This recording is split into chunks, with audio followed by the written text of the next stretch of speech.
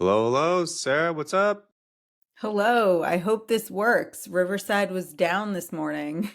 A I sign know. we're podcasting too much if we knew before Riverside that it was down. I know. Check the status page and it said it was working. They need to work on the status page as well. Yeah, a little behind the scenes, we use Riverside to record this and then upload it to just script for a little editing. Yeah.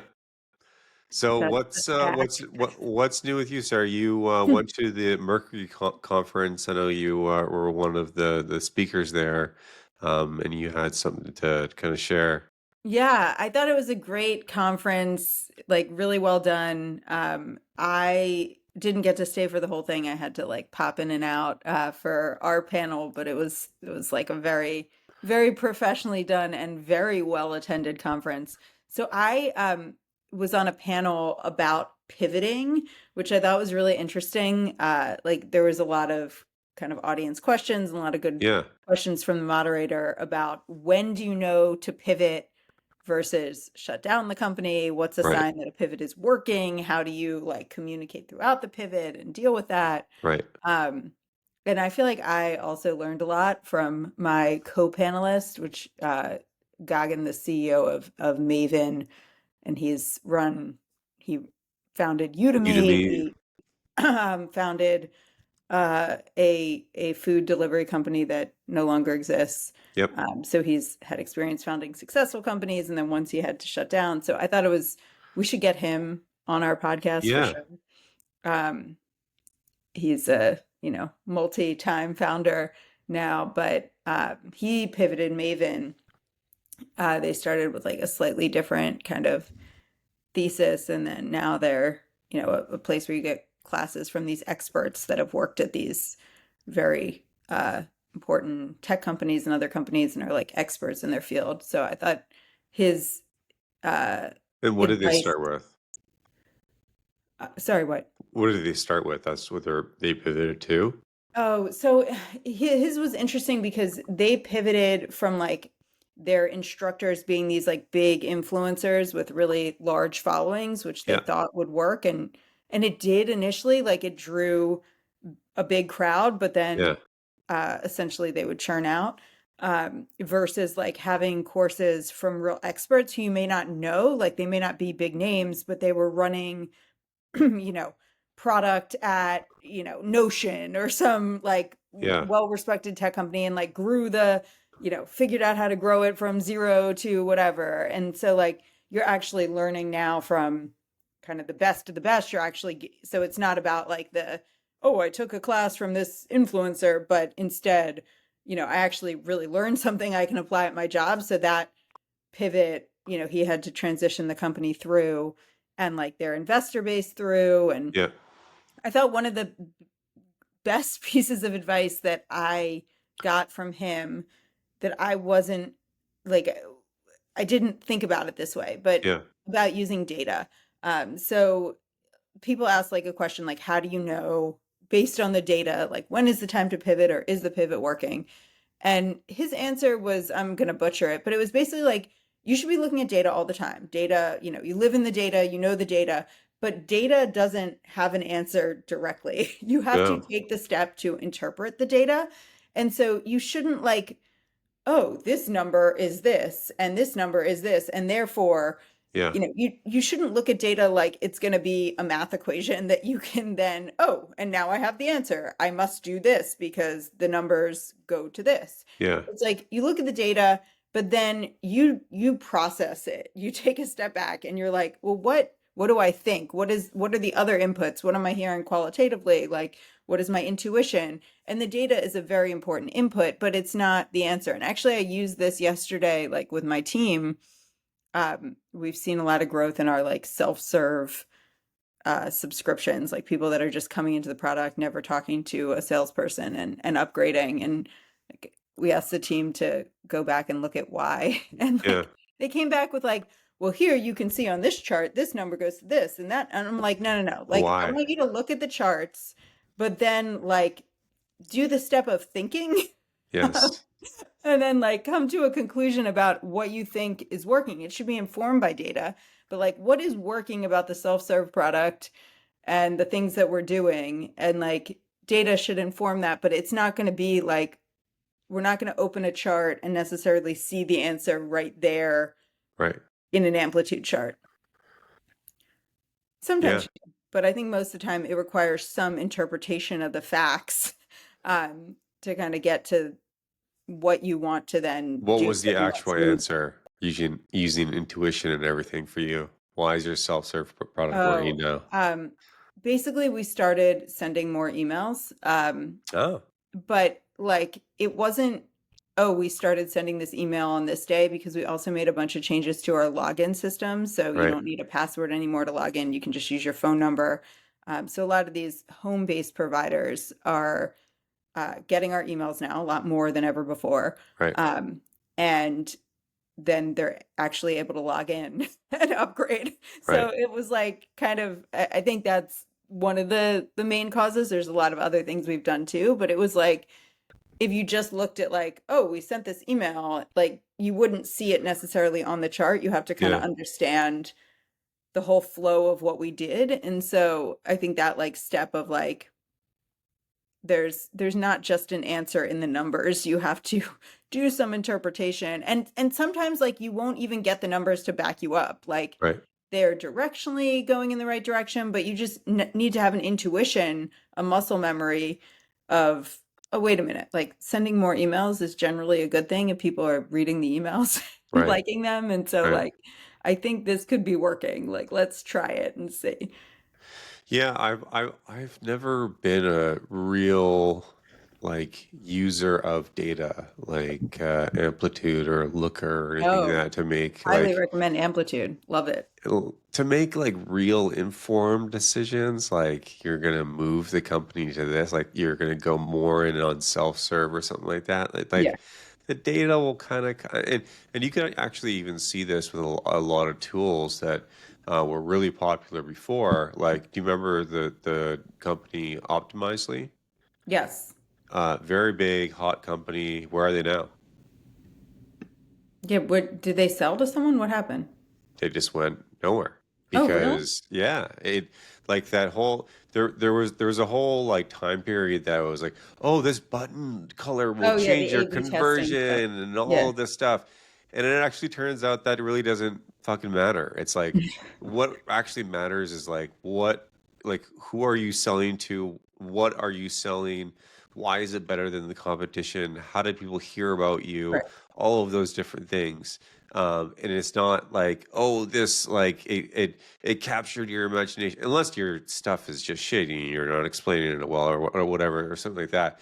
And so I actually think that most people have moved away from like the real like data specific decision makings and are making really broad changes. So I'll use Airbnb for example. They just did a huge change with kind of an expansion of what their offering was. So before, obviously, they started with renting other people's homes, and then they went to experiences, and now they're even more doubling down on Yeah. experiences.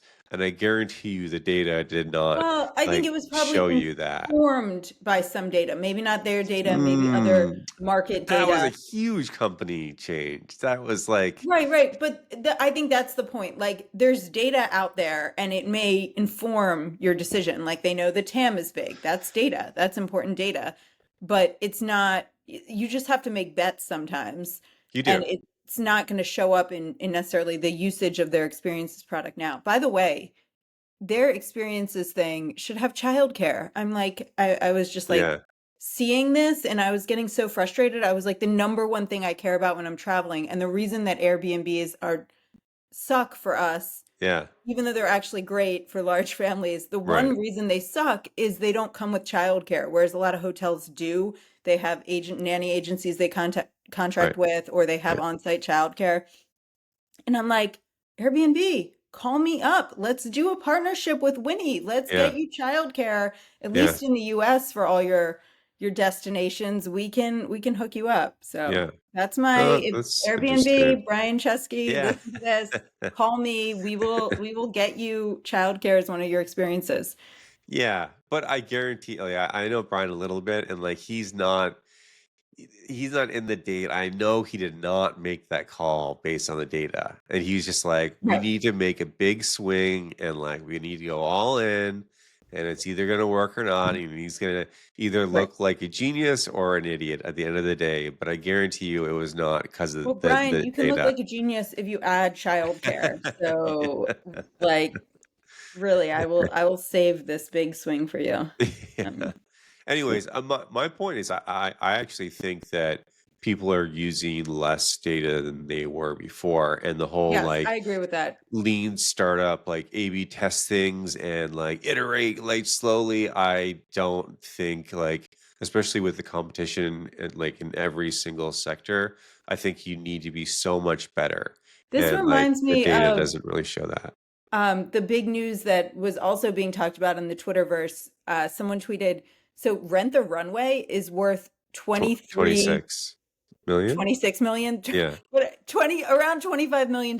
Like that is teeny tiny. They've raised more than $500 million.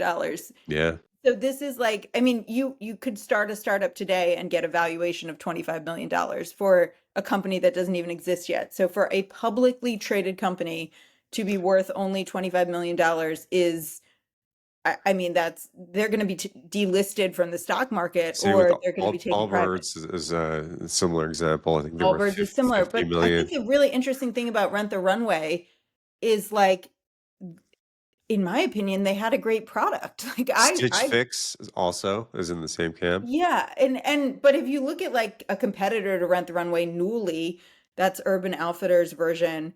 Um, I subscribe to all of these, so I'm like the expert, but Yeah. it's very similar. It's not that different. I think they're just, and that one's doing well. So it is a lot about execution, competition. Like it's not, I don't know that you can necessarily, this is a very complex business. There's Yes. logistics, Yes, it is. inventory, Dry cleaning. it's direct to consumer, so it's very complex. And so I think it's going to be hard for them to A/B test their way into success. You just have to out execute. And I think that is really interesting that one of them, Rent the Runway, can be doing so poorly right now, but another one, Newly, is kind of on the rise and doing well when really they're very, very similar from Yeah. a consumer's perspective. Well, I think that what happened with Rent the Runway is that they kind of saturated the market of people that are wanting and willing to like rent like clothes. So I think what you tell me, they do obviously like special occasions, but they also have a service that's like a monthly service. You Yeah, so just they pivoted pretty hard into their monthly subscription service as like, they got their start in the special occasions thing, but the new beachhead of their business was the monthly subscriptions. That's what I subscribe to. yeah. It's what Newly competes head on with, and there's a few others like it.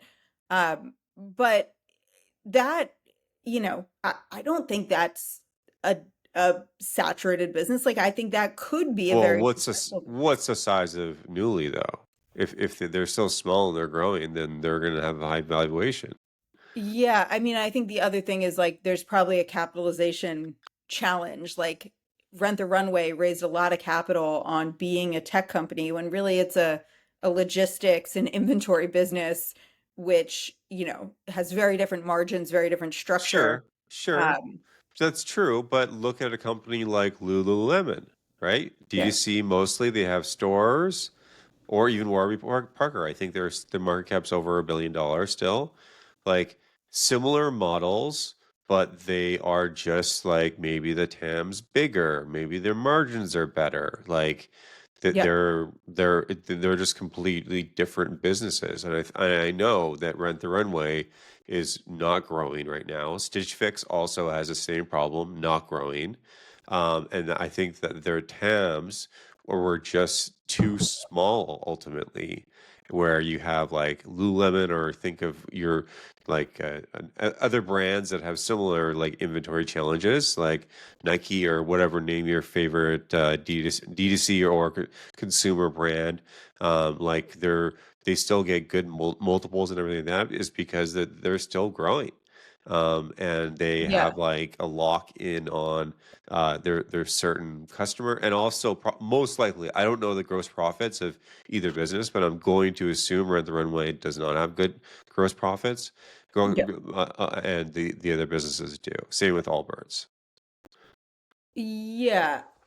I mean, I have trouble believing it's a TAM problem because I think that this kind of I think it is for service, sure. They're not growing. well, they're not growing, but I think but the other competitors are like Newly. But if they're Uh, smaller, it's easier to grow off a small base. yes, but I don't see anything inherently about this that says to me it needs to be a small TAM. Like everyone in the world wears clothing.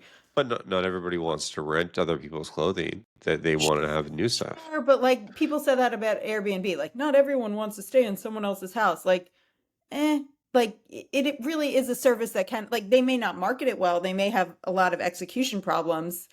I agree with all of that, but Yeah, the TAM to me doesn't scream like it's not something like they're not marketing to men. Like I get that they've cut off their TAM, but uh it doesn't like it's like when people say childcare is a small TAM. It's like not really like definitely it not. Who says that? oh everyone because not everyone has kids and not everyone's in the age range of needing childcare. That I think is a more compelling argument. Childcare is a small TAM than uh, clothing rental is a small TAM because clothing rental, the TAM could theoretically be everyone. Like everyone wears clothing Sure. and not everyone. Like I think that's just a marketing and a product challenge that if people perceive that they don't want to rent clothing because Yeah. like, if it was good and it didn't feel like renting, you wouldn't necessarily have that challenge with it, I don't think. So yeah, I mean, I think we don't know enough about the business to Yeah. like really understand why it's failing, but it is interesting to me that, sometimes it is just out executing It is. and It's like true. the capitalization of the company and a bunch of factors that you could have the very same thing and idea. And that's why whenever there's like a Winnie competitor that pops up, I'm just like, you know what? We're going to out execute them Yeah. because and sometimes I'm wrong and they execute very well.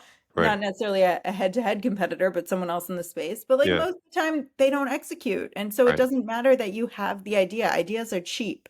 They are. Yeah, that's totally true. Well, I'm curious on this example, Rent the Runway versus the other service. Do you use one more than the other? Well, the funny thing is, I used Rent the Runway for years and years, and just recently Yeah. they canceled my subscription because my credit card changed, Uh-huh. and so the payment failed, and I didn't update the credit card in time. And like they very quickly canceled it. And then I was like, you know what? I'll just try Newly now.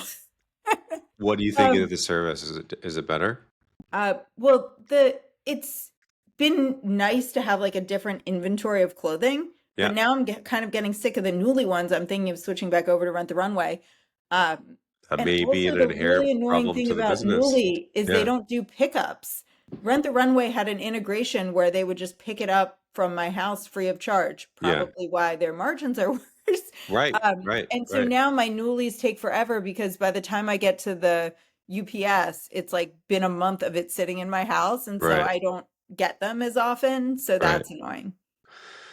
Yeah, it's quite crazy to see a lot of these companies. Casper is another one, like huge Oh yeah. What valuation. happened to that? I don't know. I think they're worth like 50 million or something like that. Well, also you look at other companies like WeWork as well, right? Super Yeah. hyped up, and they still do provide a good service, but like ultimately, like do they deserve like the tech multiples?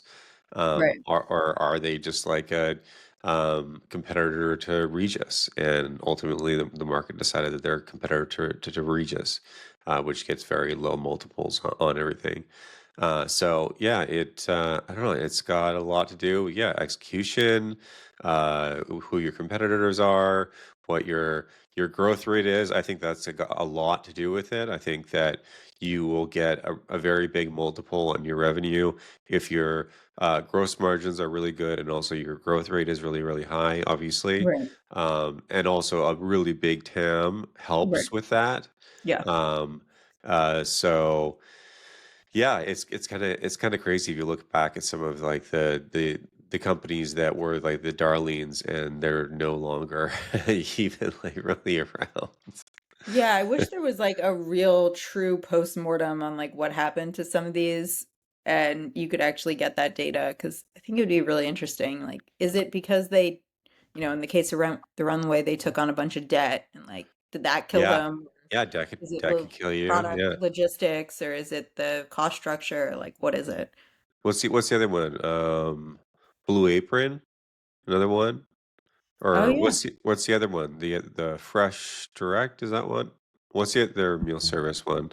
Well, there's a million meal. I mean, we use, my husband uses one now that he gets all these meals delivered. Yeah, I think there's also just no moat to those businesses, really. Like, there's just like I see advertisements for like the same thing with Casper. Like, they compete with like stores that you can actually go in and try the mattresses.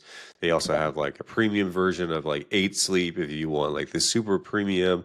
They also have like 100 different direct like, competitors that will advertise just online, and they've all figured out how to ship the mattress in a box to you versus picking it Yeah. up in a store. I think the competition thing is a really big thing. So like, what Yeah, is what you is can your get actual disrupted. moat? Yeah, so it'd be cool to see some more postmortems and We should mortems bring on that someone stuff. on this and like have them do kind of a postmortem of a business that they, know that maybe at one point was doing well and then started failing. I did the one on my company Ship, and the Yeah, ultimate thing was like people loved it, but like unit economics, we didn't focus on that enough in the early days, and then the TAM wasn't big enough. The TAM for people that wanted to pay a premium service. And having to service that market just wasn't big enough. And so we had really early growth numbers that were amazing, but like people just don't ship enough shit. And like that's the reason it ultimately did not work out. I think that's why also investors like big TAMs, because you can kind of screw up a lot, and there's a lot of ways if you're able to kind of pivot, I guess. Like in Maven's situation, like there's like education on things that's obviously unlimited. Not unlimited, but it's a pretty big TAM. But investors definitely like that because the chances that you don't get it right the first time to then pivot are a lot higher if you have a lot of potential customers. right. So, what is Anyway, what was the other thing that you wanted to bring up? so Childcare this is stuff. a total change of direction, but Yes. I've also seen lots of tweets on this or X's on this. And it's something I've been following really closely from like the education perspective, which is our education system in this country. Yeah. So I think it's really interesting because it's happening in multiple directions. Some of the stuff people in the tech community are posting about, if you follow Gary Tan, he's been posting a lot of this stuff, Yeah. is like in California, a lot of the public school districts are like self-imploding. Yeah. So San Francisco is school district is now introducing this policy to they're calling it grading for equity, which is basically that like they're not going to have grades anymore. They're going to say like everyone passes, and if you're not passing, you can like keep retaking a test, and What the fuck? completing your homework doesn't matter towards your grades. And they've lowered it so like an 80% is an A. So it's just like completely making grades pretty irrelevant and meaningless, which they're calling equity, which is to me the opposite of equity. Palo Alto just is getting rid of Palo Alto School District, getting rid of their like advanced math classes and other advanced classes. The And this has fuck's been going happening kind on? of in school districts across the country, just like a dilution of the material and then now grades. And so basically what are parents who are high achieving going to do? Well, they're going to try to educate their kids elsewhere if the Yes. public schools are Yes. no longer good. If they can afford to do so and have the means, they will send their children to private schools. They will move to more expensive areas where the public schools are still good. Yeah. They will pull their kids out into charter schools and magnet schools, which are free, but are kind of diverting funds from the public schools. Yeah. So in that way, like public schools are killing themselves from within, but then there's also a lot of pressure happening at the federal level and at different state levels to kind of kill public schools from the outside. The most so in a lot of the red states, they've been passing these like school choice type programs. So Yeah. basically, if you unenroll in public school, you get money to send your child to a private school or homeschool. Yeah, I've seen that. So it's not always necessarily enough to cover the cost of private school tuition, but it makes it a lot more affordable. So you may now, through those kind of vouchers that you're getting from unenrolling in public school plus financial aid the school might be giving you, actually be able to get private school for free, Yeah. or close to free. And that's called school choice. That's been happening. Texas is about to roll out one of the biggest. Arizona has a huge kind of school choice amount that they give you if you unenroll in public school. So this has been happening. We don't hear this talked about as much in California because blue states like California haven't introduced policies around school choice. Right. But now at the federal level, there's a bill that just passed in the House and is moving on to the Senate to kind of introduce private school vouchers at the federal level. So it's the first of its kind. Nothing like this has ever happened at the federal level, and it would be then available to anyone in any state. So in California, you could get a voucher to go to a private school, and these vouchers are different from some of these school choice policies. They'd be Yeah. funded by essentially tax credits that you get Right. for Right. putting money into these vouchers, but the tax credits are so desirable that they would very likely get funded, and so then there'd be all this money pouring into non-public school options. So I think this is really interesting. It is already starting to play out in the data. Like we are seeing public school enrollment decline. We're seeing independent school, aka private school enrollment, charter school enrollment, and homeschooling and these other forms of schooling, parochial schooling. Yeah. Those are all increasing. So it's starting to happen, but slowly. And I think both the school choice policies plus the schools imploding from the inside Right. by getting rid of advanced coursework and grades and all that stuff, it's just going to happen really quickly then. Right. And I think, this is something that will impact the next generation. Like they're Right. going to be educated very differently from the system we grew up with. Yeah, it's really interesting. It's what's going to happen is there's going to be a bigger divide between the people that have money and then the ones that don't, essentially, right? Like obviously if this happens everywhere, the people that can afford the private schools are going to get the best education and their families are going to go and thrive, and the ones that are public schools are not. And it's pretty similar to what our medical system really is, right? Similar to And our medical system, similar to our early education system, like yeah, because that's all private pay for the most part. If you don't have means, you don't get that early education, that foundation. And we're kind of moving K-12 in that same direction.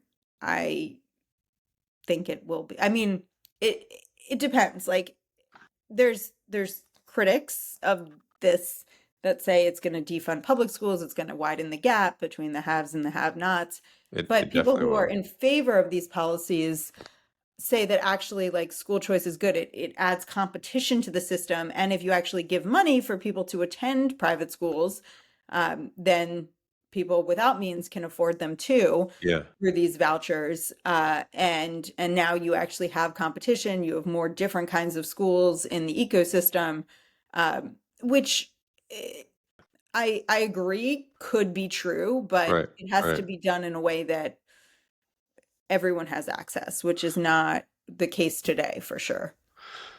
Yeah, yeah, it's really tough. I think a lot about so I grew up in Canada, and especially over the last decade, they have became a lot more socialist. So they have basically opened up their borders, and the Democratic Party continues to win the elections, and they continue to get a lot of the immigrants to continue voting them in, Right. and they are just like raising taxes like crazy. And so like the capital gains tax is 67%. Yeah. And so it really pushes a lot of the people that have big ambitions, including myself, not to live there Right. because like it's not friendly if you actually want to like work really, really hard and be the best at something.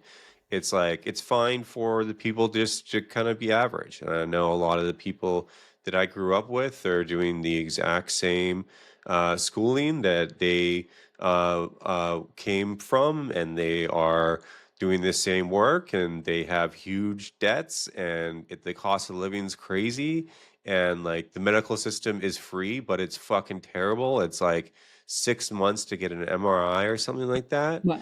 And so it's like what do you actually want to live in? Do you want to live in a place that everybody gets treated the same, or do you want to work in a place that people that get work harder are rewarded for that?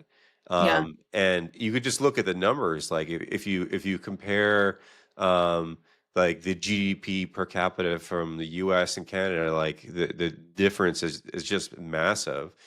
There's also another one. I think it was looking at Japan and Poland.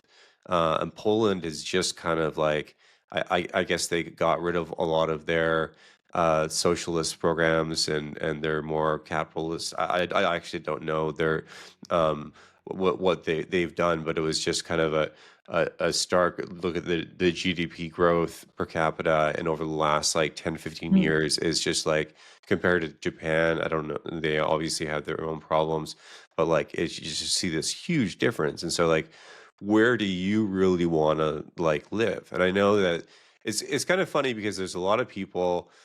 So I live in the East Bay, which definitely that's a lot, people have money there. The public schools are really good there.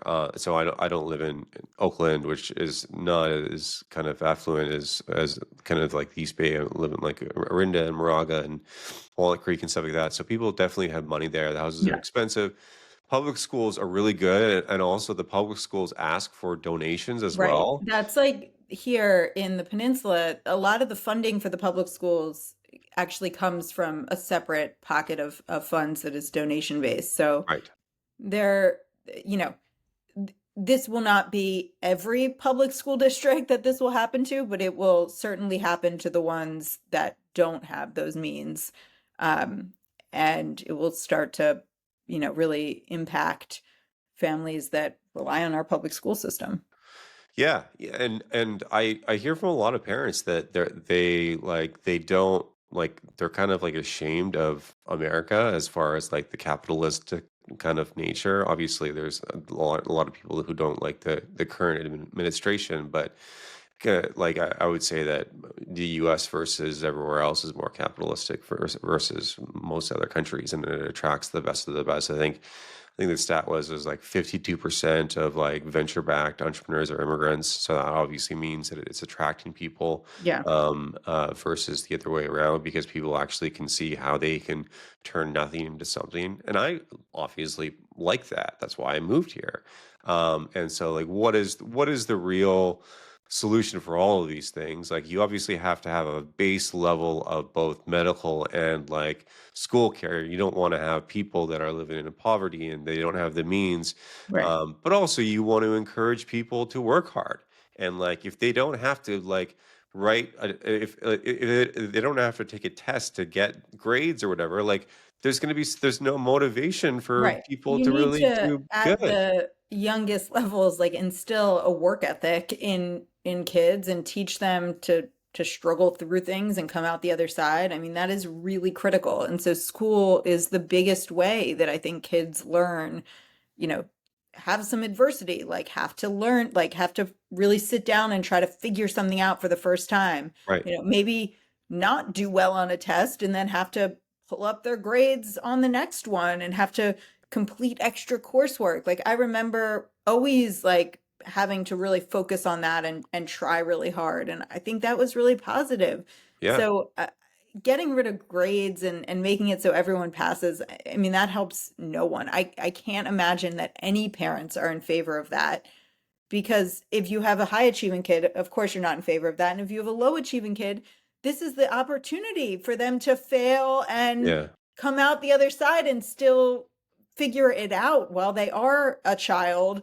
Right. So I just can't imagine any parent would be in favor of getting rid of grades and Oh, I getting definitely rid could of see. There's tests so many and people that are out there that are just like, well, treat my kid the same way, and like everybody should be treated the same. I'll give you an example. So, my 7-year-old son is in Scouts, and we did a Pinewood Derby. So it's like you make this like wooden car and you like race it down a track.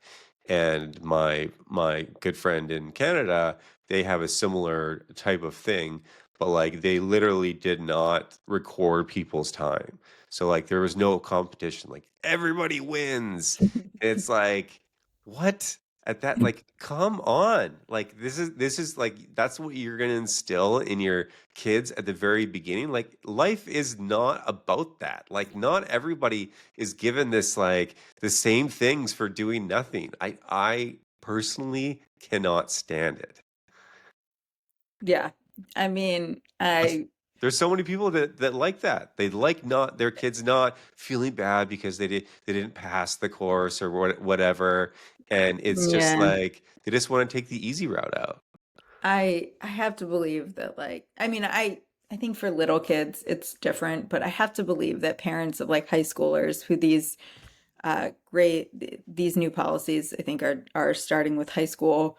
Like I just have to imagine they don't want this. Like I I bet don't you there's know. more people that want it because I they have to want. have hope that this is not something people Well, want sorry, because otherwise I'd have no faith. remember the scandal with all of the people that were like paying money to get their kids into these universities and stuff Yeah. like that?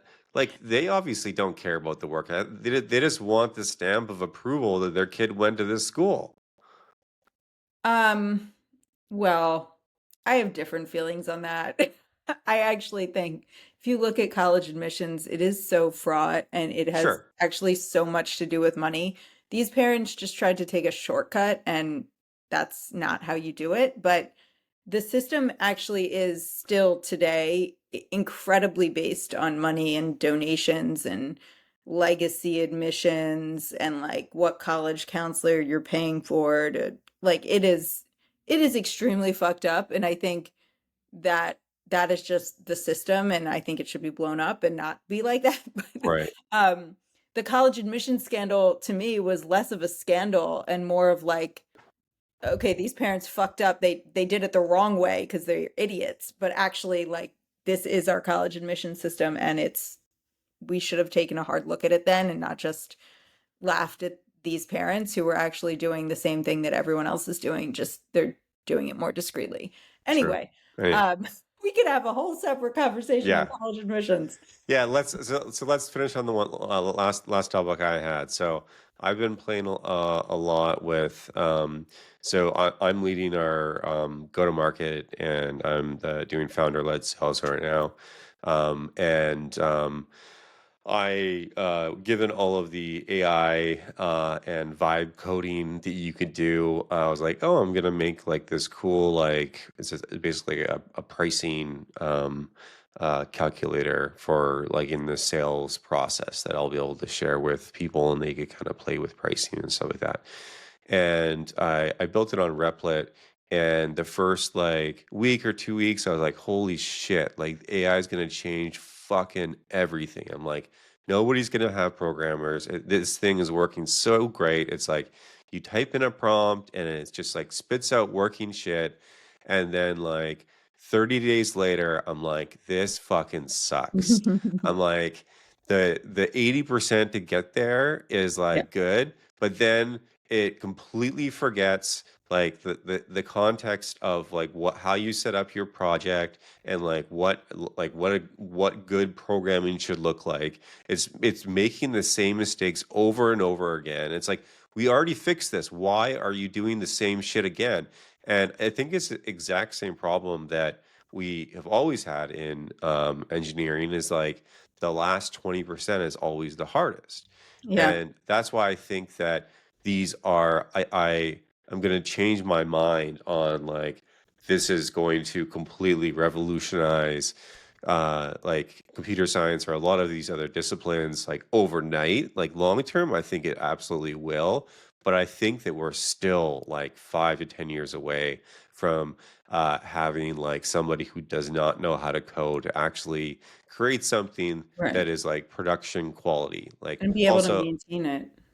yeah, and be able to maintain it exactly, because you Yeah. can't do that with the prompts. And even though how sophisticated things are, and it's really easy. Like if you type in, it's like, make me a game that is like this, and it has all these boundaries, and it's like in like 5 minutes, it'll make it for you, and it's like, holy shit, this is impressive. But it's like, oh, you want to add all this other shit. Oh, well, what about this edge case condition that you need to do? Oh, like and then it just like you get into the weeds and it's just nowhere close. And like Yeah. I've tried Okay, all now the make this tools. scale to 1,000 users and like can't Yeah, do it. Can't yeah, no, it's set up like the that. infra. Then it needs to completely change like the entire data model, and then it didn't properly write the unit tests and all that stuff. And it's very similar Yeah. to what you have in production, like when you're building an actual product. Like 80% of the stuff is like pretty easy to get going, and with the last 20% takes like 90% of the time. And Yeah. so I'm gonna take back my We're finding that too. So we had this like AI hack day and it was like wild, the amount of yeah, stuff people produced and it was like really cool.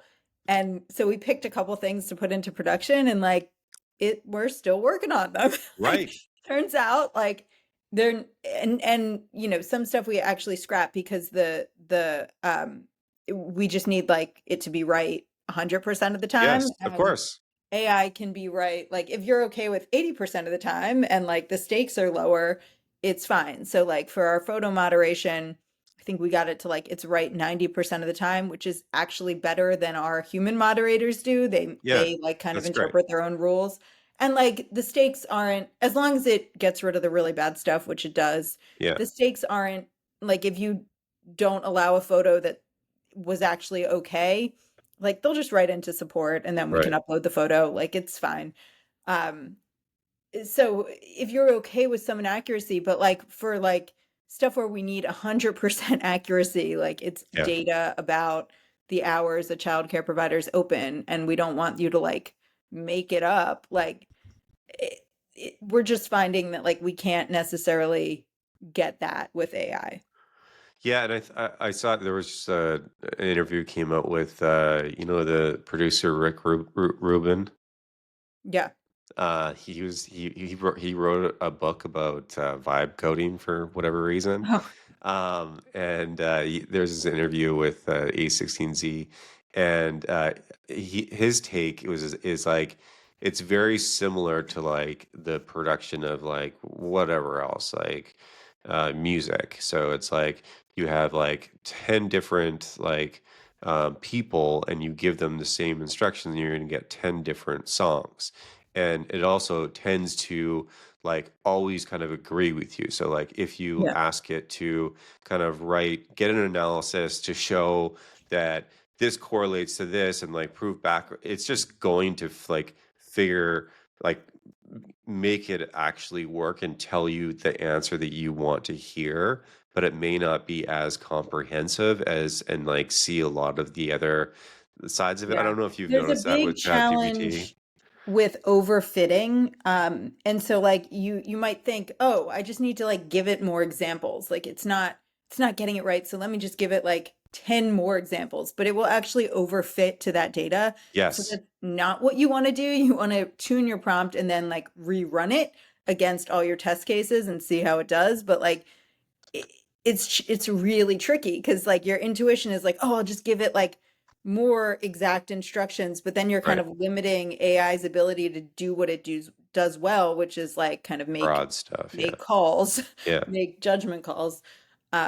So yeah, we're just like definitely running into that where it's not always getting you over the finish line, but that first 80% is like so compelling. You're like, oh yeah. but then it's useless if you want to actually put it if it is mission critical because you're at Right. 80% and then what you're gonna rewrite everything manually? No, there's no way. There's Right. So all this like yeah, you gotta pick and choose where you use it, and like I think making sure i- as a general rule of thumb, like something that doesn't need 100% accuracy is a better place to start than something that like, you know, you want it to be perfect. If it's doing your accounting, you can't like mess up the math there. So like that may not be a place to use AI. right. Yeah. Very interesting how this is all going to evolve, and I think that we're much further away from the AGI or whatever people were considering. Oh boy. We're going to get This to. is like we'll come back next week and we'll be like, yes, AI is work. It's like it's a very emotional process, I feel like. It is. It definitely is. Yeah, you see glimpses, and you're like, "This is going to change everything," and you're just like, "What the fuck did you just do?" Anyways, let's end it on that. Good seeing you, Sarah, as always. Thanks everybody for listening. Catch you next time. Bye. Bye.